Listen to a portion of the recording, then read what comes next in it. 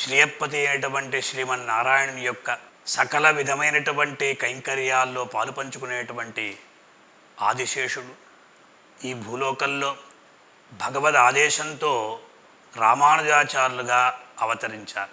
తిరుమల క్షేత్రంలో 3 సార్లు రామానుజుల వారు పర్యటించారు.